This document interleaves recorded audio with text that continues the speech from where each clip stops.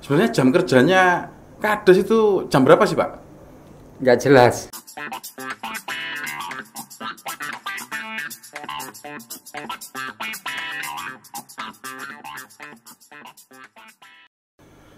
Halo sahabat Sakinah, Assalamualaikum warahmatullahi wabarakatuh. Berjumpa lagi dengan saya Syafiq Manaf di channel Sakinah Menyapa. Nah, narasumber kita kali ini adalah seorang kepala desa. Apa sih kerjaan kepala desa? Dan bagaimana repot dan kiprahnya mereka, para kepala desa di desanya mereka masing-masing. Nah, langsung kita sapa saja narasumber kita kali ini, Kepala Desa Jabon, Kecamatan Mojoanyar, Kabupaten Mojokerto. Assalamualaikum Pak Khairul Rozikin. Waalaikumsalam. Sehat nggih? Alhamdulillah sehat. Saya manggilnya Cak Irul saja ya. Ya, Cak Irul. Nah, ini memang panggilan sehari-hari tadi sebelum kita take ini sudah ngobrol lah ya. Panggilan akrabnya memang Cak Irul di desa itu. Ada juga yang manggil Abah Irul, meskipun belum haji kayaknya. Belum. Bisa diceritakan kok dipanggil Abah itu gimana itu? Ya, karena kebiasaan di keluarga ya. Oh, kebiasaan di Ya. keluarga memang dipanggil Abah. Ya. Memang cita-cita mau berhaji atau gimana?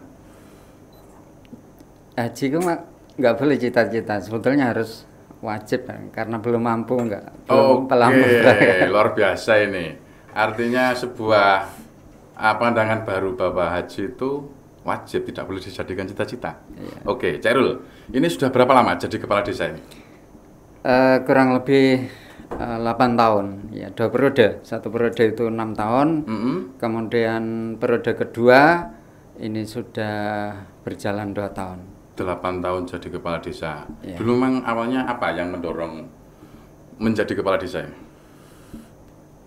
Mengalir sebetulnya. Jadi sebelum saya menjadi kepala desa sebelumnya itu juga teman baik, ya, satu jamaah, juga dua periode. Ya. 2 periode itu juga saya membantu suksesi beliaunya sampai jadi. Setelah 2 periode itu beberapa tokoh masyarakat saya disuruh untuk melanjutkan estafet kepemimpinan. Jadi kalau cita-cita mulai awal tidak punya Tidak cita-cita punya cita-cita jadi kepala desa. Apa yang kemudian waktu itu setelah diminta oleh tokoh masyarakat, didorong tokoh-tokoh lah ya di Jabon untuk maju, akhirnya ya wis aku tak maju ya? Yang jelas saya berunding dengan keluarga, termasuk orang tua. Apakah ya pertimbangan-pertimbangan itu jika saya mencalonkan diri apakah bisa memberi manfaat kepada masyarakat itu menjadi apa ya parameter yang paling utama. Akhirnya dengan saya minta pertimbangan kepada orang tua, kemudian beberapa tokoh masyarakat, akhirnya siap saya melanjutkan estafet dari kepala desa sebelumnya. Oke, Jarul, mungkin masyarakat mungkin sudah paham lah ya secara umum Nabi, tugas kepala desa adalah pemimpin di sebuah desa. Tapi setelah Anda menjalani 8 tahun, sebenarnya apa sih tugas dari kepala desa itu? Tugas kepala desa itu sebetulnya lebih ke bagaimana untuk pemberdayaan masyarakat ya. Kalau hari ini kepala desa itu harus mampu meningkatkan pendapatan desa, kemudian melakukan pengayoman masyarakat ya, kemudian melayani masyarakat dan lain sebagainya. Apa contoh yang teknis lah namanya, harus apa, harus kesini kesana itu yang sampai lakukan lah biasanya. Iya, jadi hari ini di pemerintahan desa itu mungkin ya beda dengan desa-desa yang lain ini. Bukan desa-desa yang sebelumnya ya. Sebelum konsep desa. Ya, jadi sebelum muncul undang-undang desa 2014 tahun 2014 itu desa itu kan terkesan nyaris nggak ada regulasi yang mengikat terkait perencanaan dan lain sebagainya. Kalau hari ini setelah munculnya undang-undang desa itu banyak sekali tugas-tugas kepala desa untuk mengelola anggaran yang ada di desa, mulai perencanaan, pelaksanaan, dan pengelolaan keuangan itu semuanya harus transparan, harus betul-betul pemerintah desa itu bisa bekerja sama dengan masyarakat. Artinya setelah 2014 itu ada anggaran yang dialokasikan negara ke desa, dan ini kemudian dijadikan sebesar-besarnya untuk kemakmuran masyarakat. Betul. Di antaranya Pak, apa program yang menyentuh masyarakat yang mungkin masyarakat belum banyak yang tahu saja sebenarnya ini rekodoyone desa, rekodoyone kepala desa. Meskipun juga kalau tanpa campur tangan dukungan masyarakat kan ya pasti nggak bisa lah ya. Apa contoh-contoh kecil? Jadi di desa saat ini kan ada sumber anggaran di APBD ya. Yang pertama itu dana desa. Dana desa itu bersumber dari pemerintah pusat. APBN. Kemudian ADD. ADD itu dari pemerintah daerah. Kemudian bagi hasil pajak, pendapatan asli desa. Lah, terkait dengan dana desa yang mulai awal digembar-gemborkan itu tiap desa mendapatkan 1 miliar. 1 miliar. 1 miliar. Sampai hari ini kan nggak kunjung muncul nilai 1 miliar. Loh, belum ada yang sampai 1 miliar. Mungkin ada beberapa desa ya, tapi mayoritas ya kisaran 700 sampai 800. Itu anggaran 700-800 itu mayoritas. Pak, 700-800 juta kan lumayan loh Pak, setahun itu kan? Iya, setahun. Buat apa aja biasanya Pak? Kalau melihat 700 juta ya memang banyak ya. Tapi kan seperti dana desa itu kan sudah sudah dipatok ya, ada regulasinya. Tidak boleh dibuat sembarangan. Jadi untuk pembangunan fisik non fisik ya, untuk pemberdayaan masyarakat dan pembangunan infrastruktur. Cuman itu, yang lainnya nggak boleh. Kecuali yang kemarin-kemarin di pandemi ya COVID ini banyak regulasi yang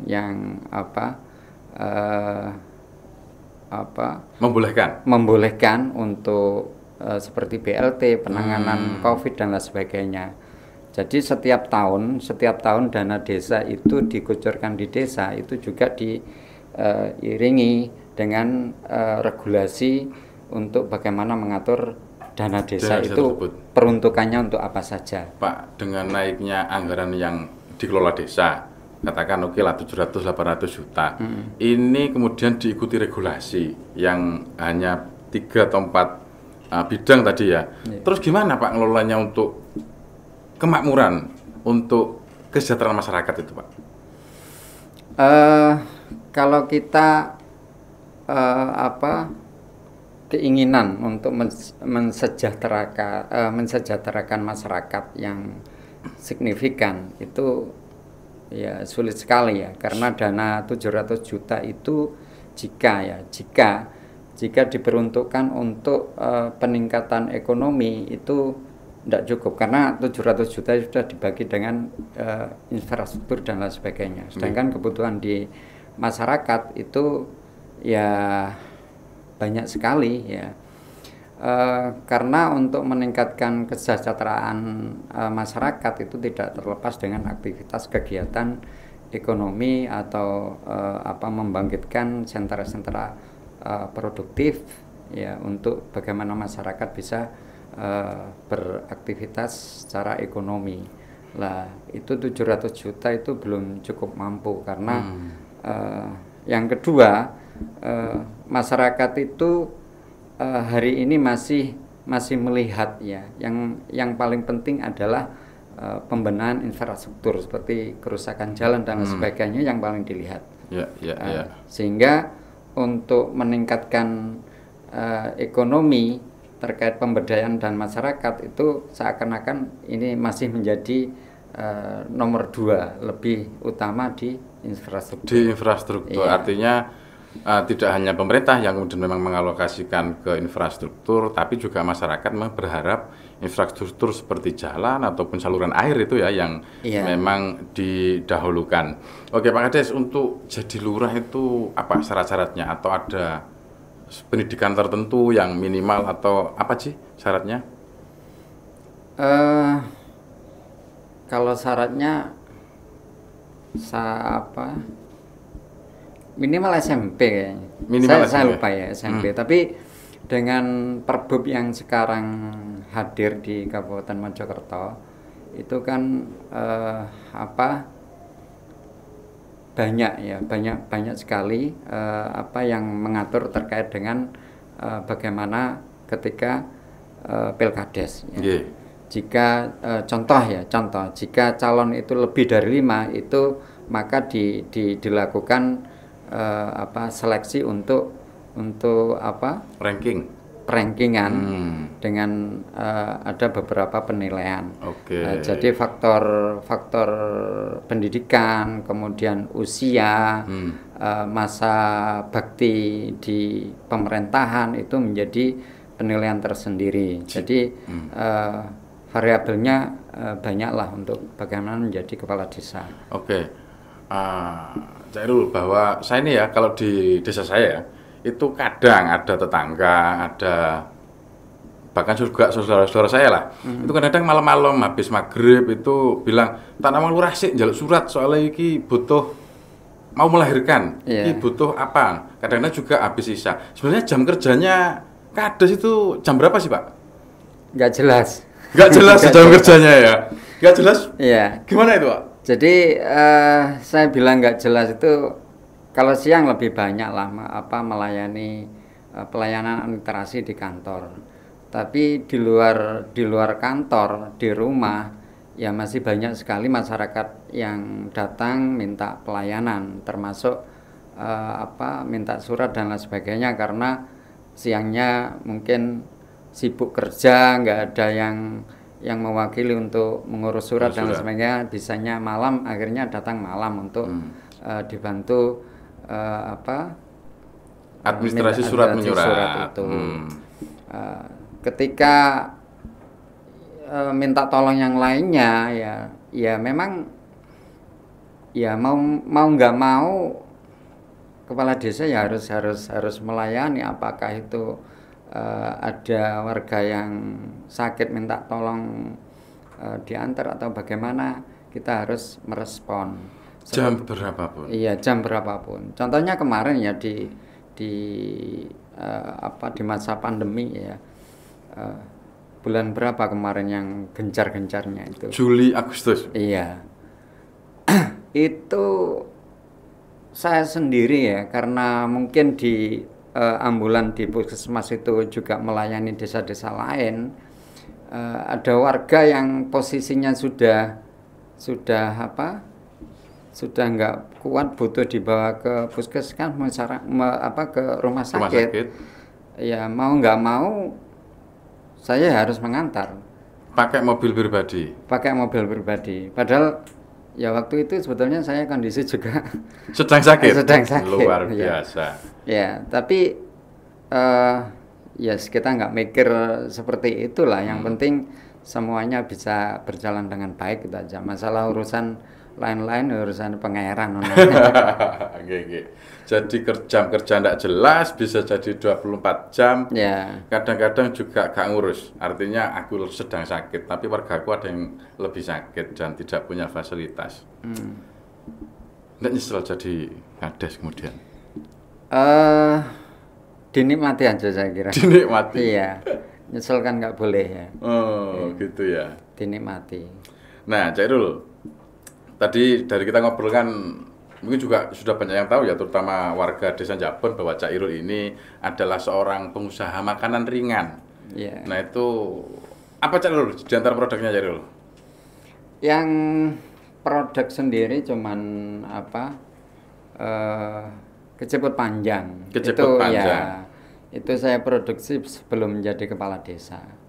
Sebelum itu, kepala desa. Ya, itu usaha pertama setelah saya menikah sih. Jadi waktu menikah saya nggak kerja, melamar nyonya itu posisi nggak kerja. Ya. Cuman saya punya keyakinan aja kabeh kok rezekine ditata pangeran ngono ta. Iya. Boleh. Tadi bawa produknya ndak? Kecepatnya. Bawah tadi. Enggak tahu ya.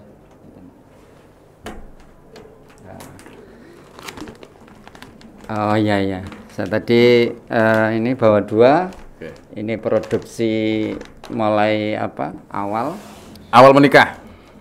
Iya. Tahun berapa Jarul kalau boleh tahu? Nikah dulu. Tahun berapa ya? Lupa saya. Kita laki-laki memang sering lupa kapan kita menikah. Iya. Bahkan ulang tahun pernikahan, ulang tahun kita sendiri juga kadang lupa. Iya. Nah, Jarul berarti kan awalnya ini jadi pengusaha dulu, baru jadi lurah. Nah, kira-kira nih Jarul, perbedaan jadi pengusaha dan jadi lurah. Kita tahu pengusaha juga sama-sama tidak punya jam kerja kan? Karena yang punya jam kerja itu pegawai kita, ya kan? Kalau pengusaha kita ya mikir sampai malam, produksi atau apa? Apa bedanya, Rul? Sebetulnya lebih nyaman, lebih tenang menjadi pengusaha. Ya, maksudnya pengusaha seperti yang saya geluti mulai awal, produksi di makanan ringan, makanan kering, ya. Karena nggak ada resiko. Ya resikonya untung rugi sih. Untung rugi. Tapi masalah untung dan rugi itu tergantung bagaimana kita memanage sebuah keuangan gitu aja ya. Enaknya itu tidak ada resiko terkait dengan ikatan hukum.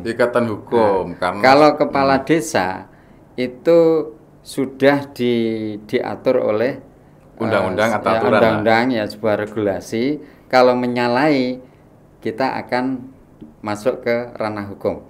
Seperti itu. Kalau pengusaha?